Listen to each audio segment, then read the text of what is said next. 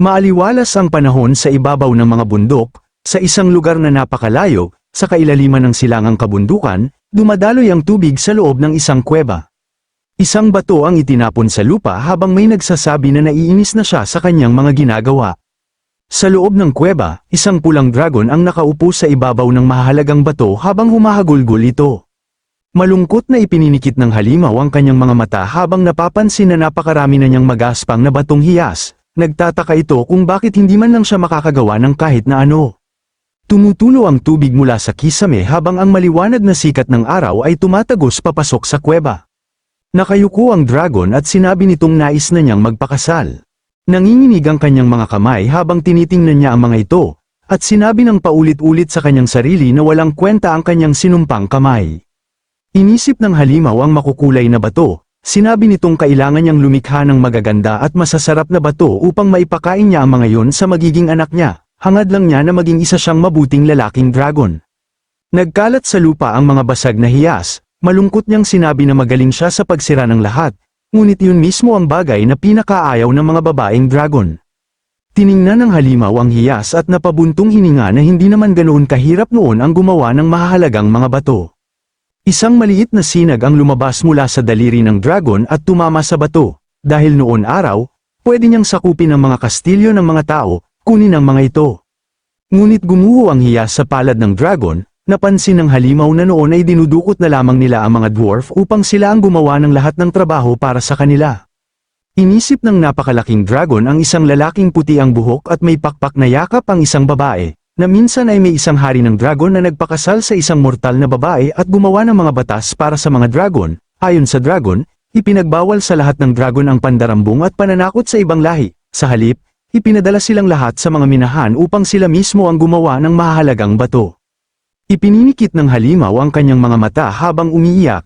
Sinabi niyang ang mga kasuklam-suklam na nilalang na yun ang gumawa ng ganoong batas matapos nilang makapangulimbat ng sapat na bato para sa kanilang sarili. Nagtanong siya kung paano nila nagawang magpakitang bait at pilitin ang nakababatang henerasyon na sumunod sa kanila. Napalingon ang dragon nang may pagkalito nang sabihin ng isang lalaki na lubos niyang nauunawaan ang kanyang nararamdaman. Isang lalaking nakasuot ng baluti ang lumitaw sa harap ng dragon. Sinabi nitong marami na siyang nakitang matatandang henerasyon na yumaman sa stock exchange sa pamamagitan ng spekulasyon, ngunit kalaunan ay sinasabihan ng kabataan na masama ang ganoong gawain. Galit na tumingin ang dragon sa lalaki at nagtanong kung paano nito nalampasan ang lahat ng kanyang bitag. Nagtatago sina Xavier at Lloyd sa likod ng baluti. Binanggit ni Lloyd na nais lamang nilang makausap ang dakilang dragon, kaya pansamantala nilang pinahinto ang mga bitag. Pero hindi nakinig ang dragon. Sa halip, nagtipon ito ng apoy sa kanyang bibig upang umatake. Samantala, kalmadong binanggit ni Lloyd na kung tama siya, Soulites ang pangalan nito at mayroon siyang napakagandang alok para sa kanya. Biglang bumuga ng apoy ang dragon sa kanila at sinabing mamatay na sila.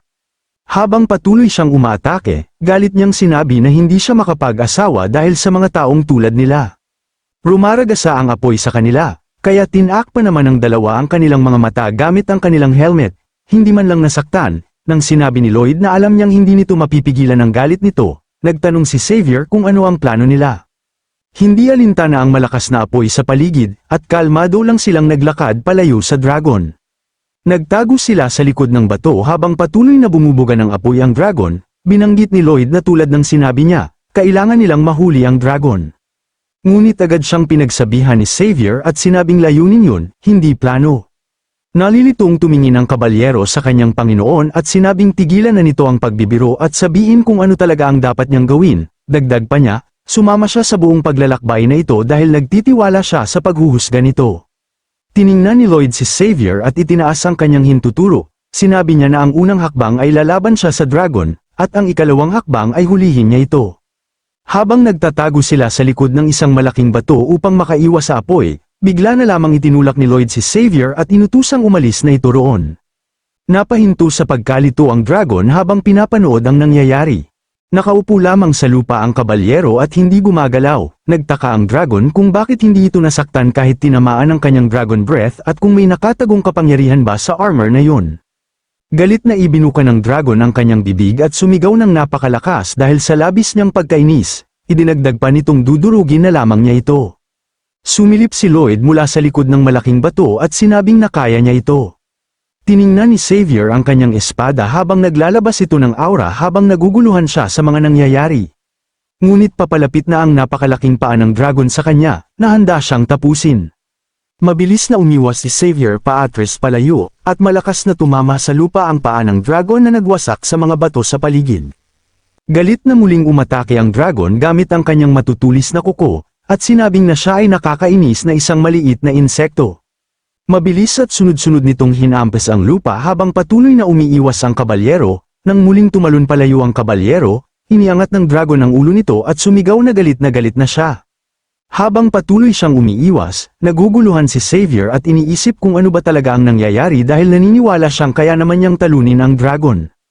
Nagtatago pa rin si Lloyd sa likod ng malaking bato habang pinapanood ang nangyayari. Napangiti siya ng may panunuya, dahil alam niya na madali lang ito. Iwinasiwas ni Xavier ang kanyang espada at naputol ang sungay ng dragon. Habang nangyayari yun, ikinwento ni Lloyd na kahit hindi naging madali para rito sa nobela, nagtagumpay pa rin si Xavier. Malakas na ibinagsak ng dambuhalang halimaw ang ulo nito sa lupa upang durugin ang kabalyero, at nabasa niya sa nobela, ang lakas ni Xavier ay nasa antas lamang ng bagong gising na Swordmaster. Habang muli itong inatake ng dragon gamit uli ang ulo, tumalon siya sa ere upang umiwas. At binanggit ni Lloyd na bahagya lamang itong mas malakas kaysa kina Queen Alicia at Kyle. Ngunit ngayon, mabilis na tumalon sa gilid si Xavier upang iwasan ang pag-atake ng buntot ng dragon. Isang asul na hadlang ang lumitaw sa ilalim ng mga paa ng kabalyero, dahil dito, napansin niya na mas malakas pa ito kaysa sa karaniwang Swordmaster. Tumalbog si Xavier mula sa asul na plataporma at sumugod patungo sa halimaw. Binanggit ni Lloyd na isa itong Supreme Swordmaster at hindi kailanman matatalo ng isang bata at mahina na si Soulites. Nalilitong tumingin sa paligid ang dragon at nagtaka kung ano ang nangyayari at kung talagang lumipad ba sa himpapawid ang kanyang kalaban. Muling tumalbog si Xavier mula sa asul na plataporma habang nasa ere, mahigpit na hawak ang kanyang espada, dahil dito ay magagamit niya ang pagsabog ng mana upang mas mabilis na makagalaw sa himpapawid. Pinanood yun ng bida ng may matinding kuryosidad. Naisip niya kung natutunan ba nito ang sining ng paggalaw mula sa mga elf upang mas madaling makagalaw sa himpapawid, at ang bayani sa kanilang kwento ay isang halimaw. Dahil sa sobrang bilis ng pagtalon-talon ni Xavier gamit ang plataporma upang umakyat sa itaas, napalingon-lingon ang dragon sa kanyang paligid dahil hindi nito mahabol ang sobrang bilis ng galaw niya. Bigla itong napatingala ang halimaw sa takot nang makita kung nasaan na ang kabalyero. Habang nasa ere, inisip ni Xavier na kahit isa pa itong batang dragon, ito pa rin ang pinakamalakas na nilalang sa planeta, at hindi niya ito madaling kakayanin. Dahil dito, sumiklab ang inner core ni Xavier at nag-evolve ito sa pinakamataas na antas. Kaya lalo pang lumakas ang kanyang enerhiya, sumabog ito sa matinding liwanag habang patuloy siyang nagtitipo ng napakalakas na enerhiya sa kanyang espada. Iwinasiwas niya ang kanyang espada ng buong lakas gamit ang kasanayang aura explosion. Tumama ang daloy ng enerhiya kay Soulites at isang haligi ng enerhiya ang tumagos sa balikat ng dragon. Napatitig si Soulites sa maliit na butas sa kanyang dibdib nang may pagkalito bago tuluyang tumulo ang kanyang mga luha. Nagsimulang gamulong sa lupa si Soulites habang sumisigaw na natusok siya at napakasakit nito. Tumayo si Xavier sa harap ng dragon at hinamon niya ito na lumapit sa kanya. Iwinagayway ni Soulites ang kanyang kamay na may pagkabahala at sinabing maghintay muna siya sandali. Ngumisi ng masama ang bida habang iniisip kung paano naging ganoon katakot ang isang dragon sa isang tao. Dagdag pa niya, tila ganoon mismo ang itsura ni Soulites kapag natatakot. Inisip ng bida ang isang tao na nakatingin sa isang insekto, hinamon siya ng insekto nasa sapakin niya ito. Mahimbing kang natutulog sa iyong kama nang biglang may sumulpot na insekto at nagsimula itong manggulo, na tila naghahanap ng away. Sinubukan mo itong patayin gamit na nakakalasong spray sa mga insekto. Ngunit tila hindi ito umuubra sa insekto, lalo pa itong ninitian na may pang-aasar, na para bang hindi ito natatakot sa iyo. Dahil doon, nagsimulang lumipad ang insekto sa iyong paligid kaya lalo kang nainis dito. Sa huling pag-atake nito, gumamit ito ng panulat at tumama sa iyong dibdib, na ikinagulat at ikinasakit mo. Alam ng lahat kung gaano kasakit ang ganitong pangyayari, at kahit sino ay talagang maiinis kapag patuloy silang ginugulo ng ganitong uri ng nakakainis na nilalang. Si Xavier, na nasa posisyon ng mismong insektong yon, ay ganoon ang tingin ni Soulites sa kanya ngayon. Takot na pinanood ng dragon ang kabalyero habang nanginginig ang katawan at napaiyak. Tinakpan nito ang sarili gamit ang mga kamay laban sa kabalyero at nakiusap na maghintay muna dahil may gusto siyang sabihin na importante. Huminto si Xavier at tiningnan siya ng may pagtataka. Ngunit biglang iwinasiwas ng dragon ang kanyang kamay, hinampas ang lupa upang atakihin ang kabalyero. Ngunit wala ng tao sa ilalim ng kanyang paa, at bakas na lamang ang naiwan sa lupa.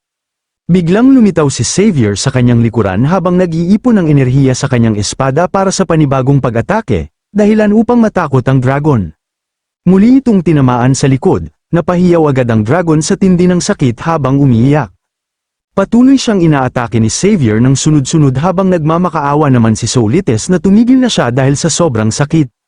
Samantala, nakahiga lamang si Lloyd sa malapit at pinapanood ang lahat ng may kasiyahan.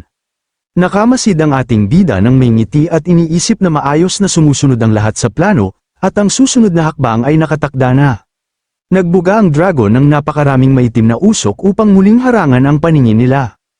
Isipin daw ang mga pag-atake ng isang insekto, at paano kung hindi umepekto ang insect spray at patuloy na lumalapit ang nakakatakot na nilalang. Nagliwanag sa dilim ang mga mata ni Soulites na puno ng determinasyon, na ito na ang kanyang pagkakataon. Unti-unting naglaho ang anyo ng dragon sa usok at sa ilalim nito ay isang tao na ang lumitaw dahil binago niya ang kanyang anyo. Sa sitwasyon ng isang insekto, malamang natatakbo ka na lamang palabas ng inyong bahay. Nagbago ang halimaw sa anyo ng tao at nagsimulang tumakbo ng buong bilis upang makatakas sa lugar na ito. Pagkatapos nagtago siya sa malaking bato, at pinagmasdan si Xavier mula sa likuran at naisip na hindi siya mahahanap nito, pero napansin na siya ng kabalyero. Sinubukan itong gumamit ng teleportation habang nakaturo ang mga daliri sa sentido nito, ngunit agad itong tinamaan ng isang discharge ng kuryente na tumago sa buong katawan niya. Habang nakahandusay si Soulites sa lupa na umuusok ang katawan at nawalan ng malay, naisip ng bida na naglagay pala siya ng anti-teleportation trap. At kahit naging tanga man siya noon, nalampasan niya ngayon ang record ng sarili niyang katangahan. Lumapit si Lloyd sa lalaking pula ang buhok, at tumingin ito sa kanya ng may pagkalito. Magalang na yumuko ang ating bida at tinawag siyang Almighty Dragon na si Soulites. Humiling na payagan siyang opisyal na ipakilala ang sarili na siya ang panganay na anak ni Count Frontera. Ngunit nagpanggap ang dragon na walang naiintindihan sa pinag-uusapan nila at binanggit na hindi siya dragon. Sa kabila ng kanyang pagkukunwari, pilit pinanatili ng bida ang kanyang ekspresyon habang makahulugang nananahimik. Habang napahawak siya sa kanyang batok, nagpapanggap si Celita at nagtatanong kung nasaan siya at bakit siya naroon. Sinabi pa nitong gusto na niyang umalis agad, ngunit sa sandaling iyon sa kanyang likuran, naghahanda na naman si Xavier ng pag-atake gamit ang kanyang espada. Iwinasiwas niya ang espada at nagpakawala ng alon ng enerhiya patungo kay Soulites. Muling tinamaan sa likod ang dragon at napasigaw sa sakit. Hawak nito ang kanyang likod habang nagtatanong kung ano bang problema ng dalawang yun at bakit siya ang pinagtutulungan. Sumagot si Lloyd na wala siyang duda na siya nga ang dakilang dragon, dahil hindi naman ganoon kumilos ang ordinaryong tao. Pinag-cruise ni Lloyd ang kanyang mga kamay at ngumiti, na sinabi na nila ang dahilan sa simula pa lamang, naroon sila upang magbigay ng isang napakagandang alok. Mukhang nalulungkot at lumuluha si Celita habang sinasabing dapat sana ay sinabi agad nila yun sa halip na saktan siya ng ganoon. Ngunit ang bida, na may mapagkunwaring ekspresyon pa rin, ay nagsabing dahil sinubukan itong patayin sila, nalito ang kanyang tagapaglingkod at hindi malaman kung lalaban ba o hindi. Hindi na siyahang tumingin ang dragon kay Xavier at tinanong kung anong uri ng alok ang mayroon sila. Tiningnan siya ng bida ng may tusong ngiti at naisip na tapos na ang paghahanda. Pagkatapos ng lahat ikinwento niya, nang salakayin ng halimaw ang mga elf sa nobela, malinaw na mayroon itong problema sa pagkontrol ng galit, at halatang imposibleng makipag-usap ng maayos sa ganoong uri ng dragon sa simula pa lamang, kaya kinailangan nilang gumamit ng dahas. Parang kapag nasa isang restaurant ka at may bastos na lalaking nagbaligtad ng mesa habang sumisigaw tungkol sa noodles na may black bean sauce at nagrereklamo sa mga hindi naman mahalagang bagay, saka hinihingi ang manager, karaniwan, malulutas pa yun sa maayos na paraan. Ngunit kapag may malaking lalaking lumapit at sinabing siya ang may-ari roon, bigla na lamang kakain ng maingay na tao mula sa sahig habang pinapahiya ang sarili, maaari na itong kontrolin kapag makaharap na ang isang taong mas malakas kaysa kanya. Habang pinapanood ang malungkot na dragon, naisip ni Lloyd na kahit paano ay napakalma pa rin nila ito, ngunit hindi nito nababago ang tunay nitong ugali, at dahil nasaktan ang kanyang pride, hindi magiging madaling simulan ang negosasyon. Kaya nagpasya siyang insultuhin si Xavier habang nakasimangot ito ng masama. Patuloy na ginawa yun ni Lloyd habang nakaturo ang daliri kay Xavier, at nagtatanong kung paano nito nagawang iwinasiwas ng isang ordinaryong tao ang kanyang espada sa isang dragon, at ang lakas ng kanyang loob na gawin yun habang tinatawag niya ang kabalyero na basura. Lubhang nasaktan si Xavier sa kanyang mga sinasabi. Ngunit patuloy pa rin niyang pinagsasabihan si Xavier, tinatanong kung nakita ba nito ang dragon, dapat daw silang magpasalamat dahil napakabait nito, kung hindi, maaaring nasunog na silang dalawa ng buhay. Pagkatapos ay iwinasiwas ng bida ang kanyang kamay at inutusan ng kanyang kabalyero na lumuhad at itaas ang kanyang mga kamay. Narinig yun ni Xavier at nagngit-ngit sa galit, ngunit hindi niya ito ipinakita. Muling gumawa si Lloyd ng masamang mukha at tinanong kung may problema ba ito sa pandinig, na kung kailangan pa niya siyang paluhurin. Wala nagawa si Xavier kundi sumunod at dahan-dahan siyang lumuhad habang nakataas ang kanyang mga kamay at may galit sa kanyang mga mata. Lumuhad din si Lloyd at magalang na inalok ang dragon na maupo sa bato, na agad naman itong tinanggap. Malalim na yumuko ang bida at nagsabing nais niyang magtanong ng isang simpleng bagay. Nang tanungin siya ni Solites kung ano yun, ngumiti siya at pinaningkit ang kanyang mga mata. Pagkatapos ay nagpakita siya ng napakatusong ekspresyon at nagtanong kung gusto ba niyang magpakasal. Nabigla at namula sa matinding hiya si Solites at nagtanong kung paano niya nalaman yon. Habang nasa parehong posisyon, sinabi ni Lloyd na alam niyang hindi gaanong mahusay ang mga kamay nito at hindi nito kayang makagawa ng magagandang mga bato. Sa matinding gulat at kaba, nagtanong ang dragon kung paano nila nalaman yon at paano nila nahanap ang kanyang lungga. Habang nakayuko at nakangiti, sinabi ni Lloyd na tutulungan niya ito magpakasal pagkalipas ng 10 taon. Nagliwanag ang mukha ni Solites sa tuwa at agad na nagtanong kung totoo ba yun. Ngunit bigla itong sumimangot sa galit at muling hiniling na sagutin ang kanyang unang tanong. Tinanong naman ng bida kung hindi ba siya masaya na sa wakas ay magkakaroon na siya ng relasyon sa isang babaeng dragon. Sumagot naman si Solites na, syempre, nakaka-excite yun. Ngunit agad niyang ibinalik ang usapan at iginiit na kailangan muna niyang sagutin ang kanyang tanong. Labis na namula ang dragon nang sabihin ni Lloyd na maaari silang lumipad ng magkahawak ang mga kuko, magpadala ng matatamis na love letter gamit ang telepathy, at magkasamang lumipad sa ilalim ng liwanag ng buwan. Unti-unting natunaw ang puso ng dragon sa romantikong imahinasyon habang iniisip na lumilipad kasama ang kanyang minamahal, dagdag pa ng bida. Maaari pa silang gumawa ng magagandang hugis puso gamit ang kanilang mga buntot sa kalangitan sa gabi. Iniabot ng bida ang papel at panulat sa masayang dragon at sinabing kailangan na lamang nitong pumirma. Nang tanungin ni Solites kung makakapag-asawa ba siya kapag pumirma rito, sinabi niyang tama ang lahat. Matamis na ngumiti si Lloyd at itinuro kung saan ito pipirma. Ngunit nang makapirma na ang dragon, biglang nagbago ang ekspresyon ng ating bida at naging parang isang mamamatay tao. Mabilis niyang inagaw ang papel mula sa mga kamay nito. Habang hawak ang kasunduan, tinanong niya ito ng seryoso kung nakasulat ba yun sa batas ng mga dragon. Tiningnan siya ng tusong bida nang may pangungutya at sinabing alam ng lahat na ang mga dragon na lumalabag sa kontrata sa tao ay makararanas ng parusa ng Dragon King. Hindi nagkamali ang kutob ni Solites, tumayo ang bida sa harap ng nalinlang na dragon at tuluyan itong natakot, may ligaw at masamang ngiti sa kanyang mukha dahil sa sandaling yun. Nakatanggap ang dragon ng isang matinding dagok mula sa demonyong tao na muling nabuhay. Sa pamayanan na may matataas na gusali, maliwanag ang kalangitan, may napansin na kakaiba ang mga magsasaka kaya huminto sila sa kanilang ginagawa at tumingin doon. Dumarating na ang grupo ng kanilang amo kasama si Solites, sinabi ng manggagawa na tingnan nila yon dahil nakabalik na mula sa paglalakbay ang kanilang Panginoon na si Lloyd. Habang nakikita ang malungkot na dragon, sinabi nitong sa tuwing umaalis ang bida, palagi itong may dalang kamanghamanghang bagay pagbalik, at sa pagkakataong ito, dragon ang dala nito. Pero nadismaya siya dahil mukhang isang bata lang na nasusunog, kaya nagtawanan ng mga magsasaka. Ngumiti si Lloyd habang iniisip ang tungkol sa incinerator ng basura. Patuloy siyang naglakad ng may napakatusong ngiti habang iniisip na nagtagumpay na ang kanyang plano para sa dragon. Kumalat ang usok sa paligid ng silid. Nakatayo roon si Selita habang mukhang malungkot. Pagkatapos ay nagtanong si Cordedes kung dragon nga ba talaga ang binatang iyon. Itinuro ni Lloyd si Solites at sinabing tama iyon, dagdag pa niyang ang singaw na lumalabas ay mula sa kanyang hininga. Agad siyang tinawag na manloloko ni Solites dahil ito ay sanhi ng pagtama niya sa kidlat. Walang emosyon siyang tiningnan ng dwarf at tinanong kung talagang ganoon siya kaina sa paggawa ng mahalagang bato, tahimik nitong inaming totoo yun. May mahinang ngiti, inilabas ni Lloyd ang kontrata at sinabing ayon sa kasunduan, tuturuan ni Cordedes si Soulitis ng sining ng paggawa ng bato. At sinabi pa nito na minsan sa isang araw ay susunugin niya ang lahat ng basura sa treatment facility. Nagngit-ngit si Soulitis sa inis habang nakatingin sa malayo at iniisip na isa pa rin siyang dragon, kaya hindi bagay sa kanya ang paglilinis ng dumi ng tao.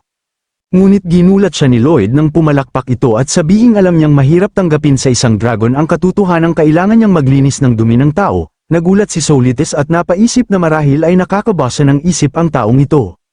Patuloy si Lloyd na may parehong maliwanag na ngiti, at sinabing iyon mismo ang dahilan kung bakit kinailangan niyang pilitin ito ng kaunti upang pirmahan ang kontrata. Kung hindi raw niya ginawa iyon, hindi nito matututunan ang sining sa paggawa ng bato. Sa tusong ngiti, na kung mangyayari iyon, magiging mahirap para rito ang makapag-asawa. Nagpatuloy ang bida at sinabing mabuti naman talaga ang Pride, ngunit tinanong niya kung ano kaya ang mangyayari kung dahil sa Pride ay hindi ito makapag-asawa. Pagkatapos ay tinanong niya kung alin ba talaga ang mas mahalaga, bahagyang kumalma si Selita at natahimik. Pagkatapos ay lumapit siya sa matanda at tinawag itong dwarf, ngunit agad din niyang itinama ang sarili. Yumuko siya na may paggalang at tinawag itong guro. Saka sinabing lubos niyang ipagkakatiwala ang kanyang sarili na matuto sa kanya. Kinamot ni Cordedes ang kanyang balbas at sinabing nakakagulat na isang hamak na dwarf ang magtuturo sa isang makapangyarihang dragon. Yumuko si Soulitis na may pagkadismaya at sinabing sa usapin ng lakas, tiyak na pinakamalakas ang mga dragon sa buong mundo. Ngunit tumingin siya sa dwarf at sinabi niyang ang mga dwarf naman ang pinakamahusay na craftsman sa buong mundo. Pagkatapos ay nakiusap siya na ayusin ang kanyang mga isinumpang kamay.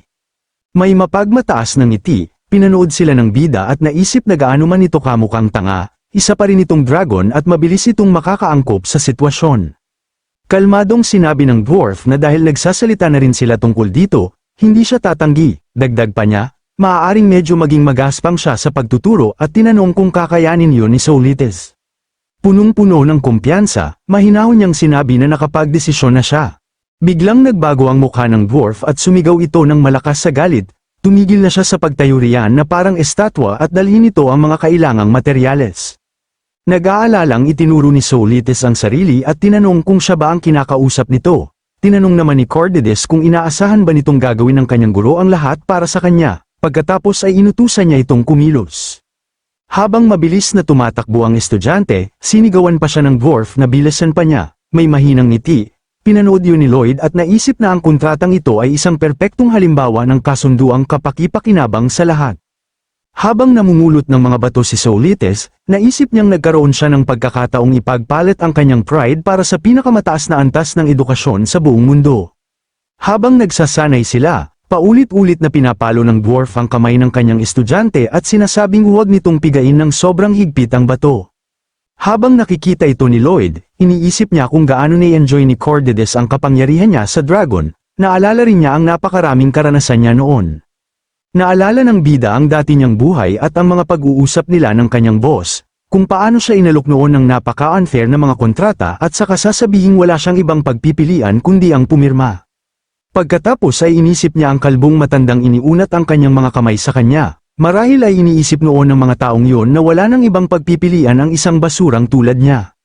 Nakatayo ang dwarf sa ibabaw ng kahon katabi ng nakaupong dragon at hinampas ito ng patpat habang sumisigaw.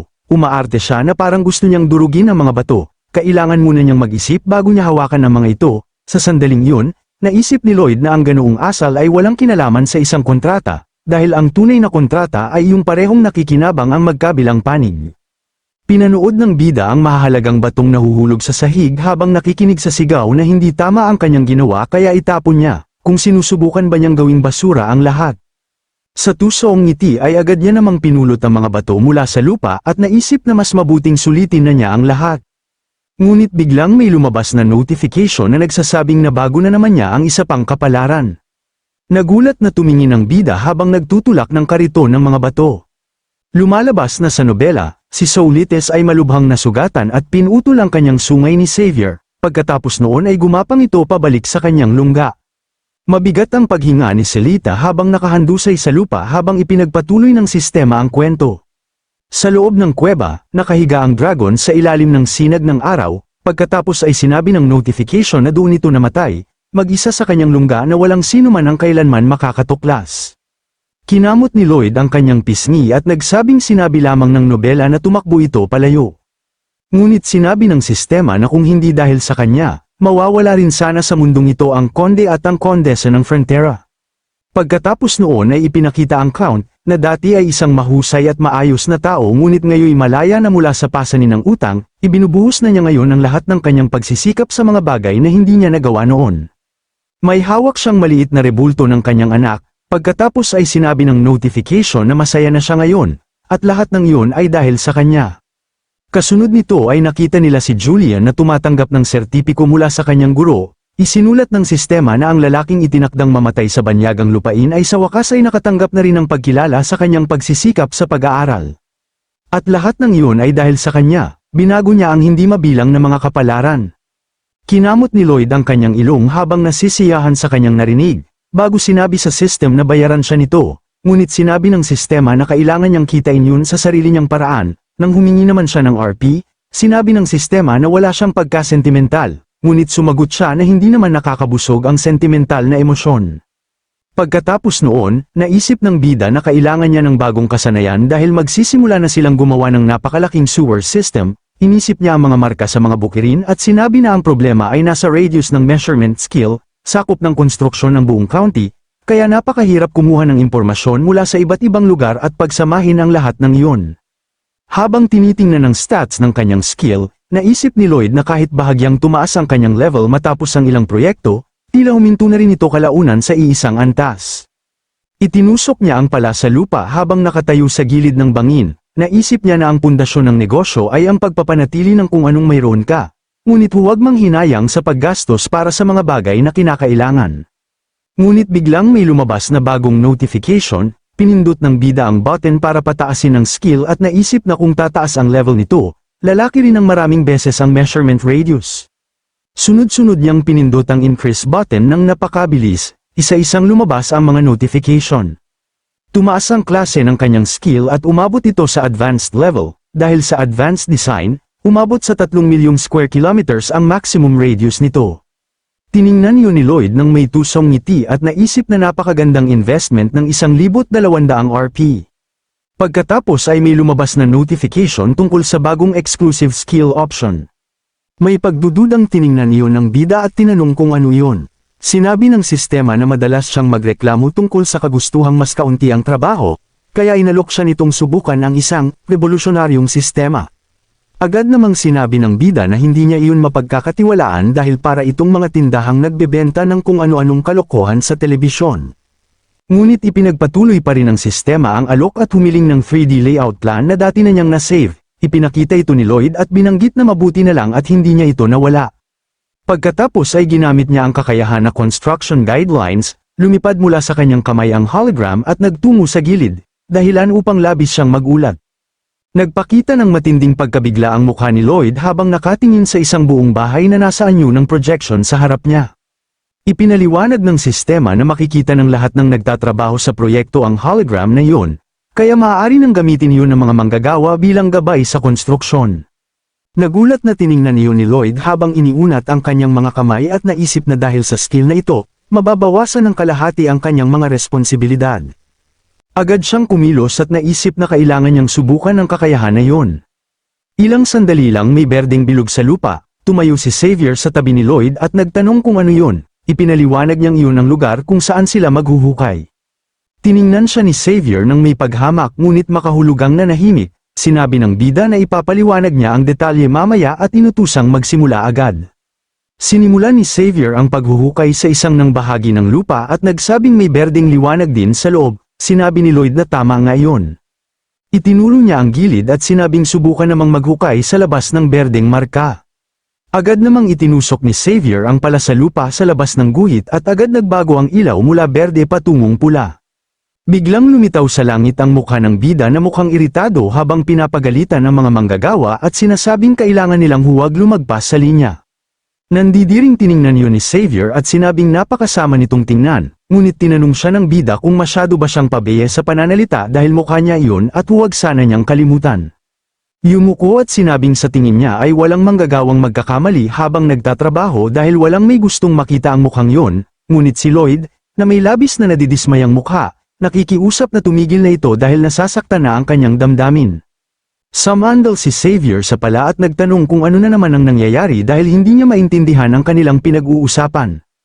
Matamang tumingin sa kanya ang kanyang kabalyero at nagtanong kung sasabihin ba niyang isa siyang henyo sa illusion magic o ninakaw niya ang trick na yun mula sa isang black magician. Nag-alalang tumingin si Lloyd sa kanya habang makahulugang nananatiling tahimik at iniisip kung paano nangyari ang hindi inaasahang sitwasyong yun, naisip niya kung magiging mas mahirap ng magsinungaling mula ngayon. Pagkatapos ay ngumiti siya ng alanganin at tinanong kung alin sa dalawang kwento ang mas paniniwalaan nito. Yumuko si Xavier at sinabing mas kapani-paniwala ang kwento tungkol sa salamangkero, lalo na kung magsusuot siya ng pendant, sumagot naman siya na gagawin niya yun. Tumalikod siya habang inilagay ang pala sa kanyang balikat, nasasang-ayon na rin siya sa bersyong yun, makahulugang nanahimik si Lloyd. Kalmadong tumingin siya rito at sinabing kahit hindi niya masagot ang lahat ng kanyang mga tanong, gusto niyang malaman kung may iba pa ba itong nais itanong. Hindi gumalaw ang kabalyero sa kanyang pwesto at sinabing hindi mahalaga ang kanyang kuryusidad ngayon. Dahan-dahan siyang lumingon at sinabing ang tunay na mahalaga ay mailigtas ang lahat ng tao sa county na ito. Labis na nagulat at natigilan ng bida, ngunit agad din siyang ngumiti ng mahina. Sa isip niya, may pagmamalaking itinuro ni Lloyd ang kanyang sarili at sinabing ililigtas niya ang lahat. Tahimik din siyang nagpasalamat muli dahil sa paniniwala nito sa kanya.